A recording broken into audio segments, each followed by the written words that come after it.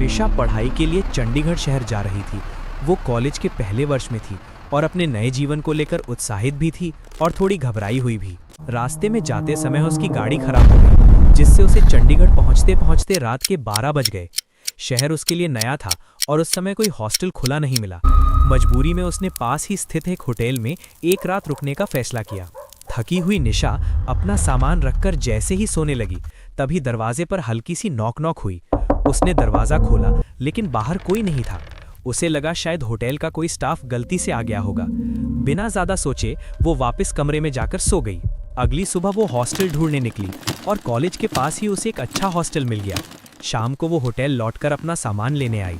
रात के करीब 7-8 बज चुके थे।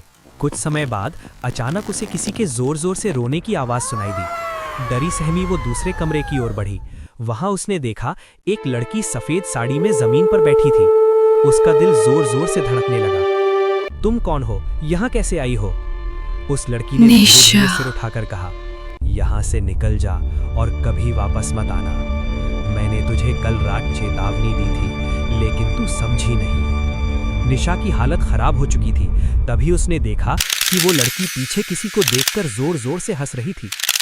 अब तेरी बारी है, बाकी 50 लोग तो मर चुके हैं, अब तेरी बारी है। जैसे ही दरवाजा खुला, निशा ने अपना सामान उठाया और बिना पीछे देखे भाग पड़ी और सीधे अपने हॉस्टल चली गई। अगले दिन निशा उसी रास्ते से गुजरी, लेकिन वहां ऐसा कोई होटल था ही नहीं। हैरान होकर उसने आसपास पूछताछ की, लेकिन तान्या होटल नाम का कोई होटल मौजूद नहीं था। आदमी ने बोला, बेटी, उस दिन तुम बहुत डरी हुई लग रही थी, क्या हुआ था? लड़की ने उसे पूरी घटना बता दी। आदमी गंभीर होकर बोला, बेटी, कई साल पहले यहाँ तान्या होटल हुआ करता था।